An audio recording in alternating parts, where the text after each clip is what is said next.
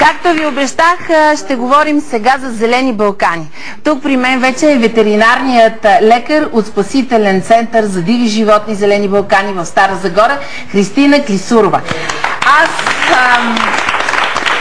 много щастлива, че си тук при мен, защото влезнах във вашия сайт и защото видях какво правите. Това е нещо прекрасно. Вярвай ми, видях твоите снимки, как спасяваш орли, едно щупено крилце и много се радвам, че тук имаме един осиновител на животно. Така ли?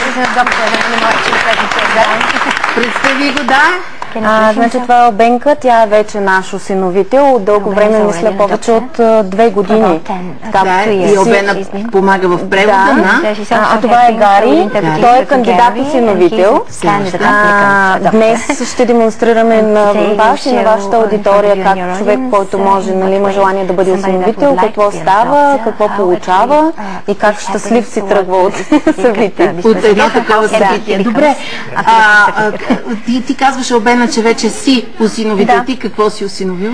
Всъщност бухъл и постепенно и допълнително.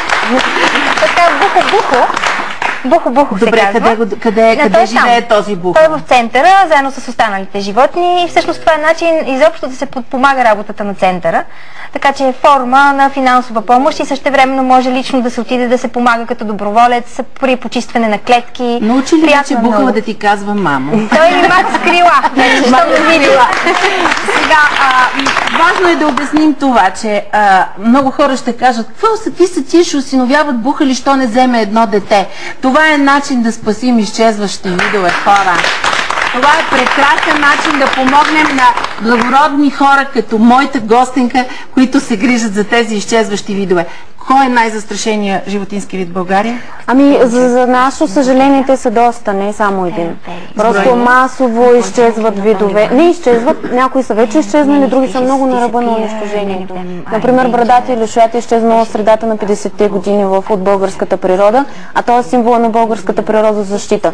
Там, където има табела, която символизира някакъв природен парк, да кажем, има една птица, която е в клетка. Това представлява брадатия лешоят, който от средата на 50-те години на миналия век не може да се види не само в България, но и на територията на целия Балкански полуостров. Има ли организации световни, които също ви подпомагат, или вие предимно разчитате на хора като Обена, като Гари, ако са тук и следващите ми гости да заповядат и да ги представим, които също са осиновители, нали? Да заповядайте!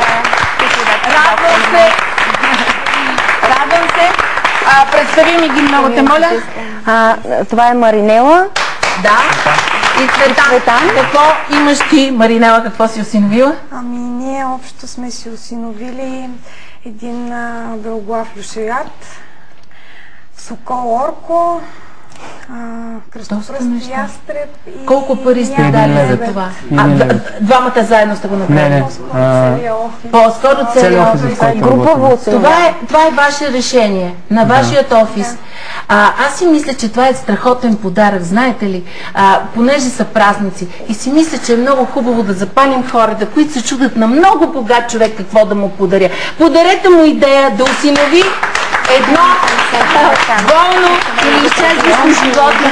Само да дам пример с една дама, която вчера се свърза с нас, искаше за Коледа да подари на своите бизнес партньори по осиновяване на един пациент в центъра. Да, Гари какво иска да осинови? What do you want to adopt?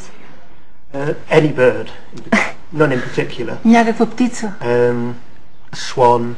Би искал, казва лебед, по принцип каквато и да била птица. А защо не си осиновява, от Англия ли е Гари? Да. Защо не си осиновяваш Гари в Англия някакво животно? Защо българско? Нямате ли вие изчезващи видове? Don't you have endangered species in UK as well? We do, but I live in Greece. Той живее в Гърция. Много се грижа за нашите животни. Благодарим ти. Гари, ти си тук също и като пример за всички чужденци, които живеят в България. Те са все повече и повече, че ето това разбирам, мили наши гости в България са причастност към нашите проблеми. Следвайте примера на Гари. Това е снимка и грамота за всеки един осиновител. Всеки един осиновител получава такава индивидуална снимка и грамота на осиновеното животно. която завинаги ще му напомня за България и въобще за благородното дело, което е направил. Thank you very much. Благодаря ти. От името на Леда. Вие какво ще кажете на хората, които ни гледат? Има ли някой, който ви се подиграва от вашето обкръжение, познати, комши? Да ви кажат, вие за какви се мислите, за Бриджит Бардоли? Не бих казал, аз искам първо да уточниме нещо. Значи думата осиновявам не се използва при нас в смисъла, в който всички нормални хора влагат. Тоест това, което ние правиме е супер малко и единственото нещо, което правим е да изпращаме пари. Значи реално истинските осиновители са хората от Зелени Балкани. Те се грижат за смисъл, отдадени са на животните. Ние реално по-скоро сме техни приятели. Аз наистина се надявам да възбуда любопитството на нашите зрители да влезнат във вашия сайт, за да видят как вие спасявате ранени животни, изчезващи видове в България, които са ранени от ловци. Или изчезнали, които връщаме обратно в природата. Да, дори връщат от съседни страни тук при нас. Аз мисля, че има проблем с хуманността изобщо на българина. Мисля, че не само към домашните си животни ние не знаем да се отнасяме, но и към дивите. Твоят апел към хората, които не ги... Първо, това да направиш добро, било то на човек или на дърво или на животно, е едно и също. Хората, които казват защо ни помагат и на деца, а на природата, всъщност помагайки на природата, ние помагаме на бъдещето на нашите деца. И се подсигуряваме нашето бъдеще, защото не е честно да сме причина за унищожението на видове, защото, както се изрази един колега преди време, накрая ще изчезне и нашия вид. Как да научим и децата да се грижат за природата, не ние да я подготвяме за тях.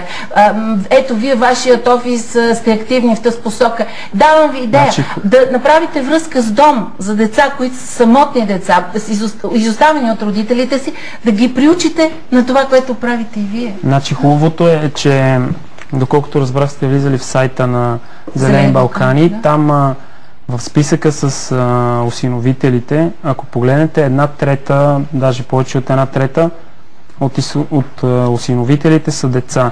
Тоест, деца идват при нас и само осиновители. Това е прекрасно. Има изключително много деца. Това техни инициативи ли са или на родители? Значи това са деца, които са първи клас, има и 12 клас, разбира се, но от първи до 12. Разбира се, това нещо, предполагам, се случва с подкрепата и насоката на родители или учители, нали, но това е смисъл, как да кажа, светлина, смисъл. Да, децата е бъдещето и там трябва да се насочим. Мога да добавя съвсем накратко нещо. Според мен има голяма връзка между това да си добър към животните и добър към хората, както и Христина каза. Всъщност, когато един човек е добър към животните, той няма начин да не е добър и към хората. Когато си свикнал да бъдеш мил, да се грижиш за живо същество изобщо, тогава ти в своя живот ще гледаш и на хората по друг начин и ще си доброжелателен. Затова е много важно, именно бидейки добър към животните, това е гаранция, че ще си добър човек и сред хората. Искам да изпишеме вашият сайт. Аз написах в Google Зелени Балкани. Как се изписва? greenbalkans.org, така ли? Да, greenbalkans.org. greenbalkans.org. Ето го, на пликът е изписан. Благодаря ви много за това гостуване, мили приятели. Аз имам едни специални жести, подаръци за жените, мои гостенки в предаването от Vita Slim. Това са едни специални за подмладяване хапчета за вас, защото ви желая дълги години да сте млади и да осиновявате още и още животни. Да, това са ваучерите, срещу които ще ги получите. Благодаря ви много и накрая само искам да кажа, преди да продължим напред, че сумата за да осиновиш едно животно е наистина символична. 200 лева на година. 200 лева. Хора, осиновявайте животни, подкрепите тези хора. Благодаря ви. Благодаря ви.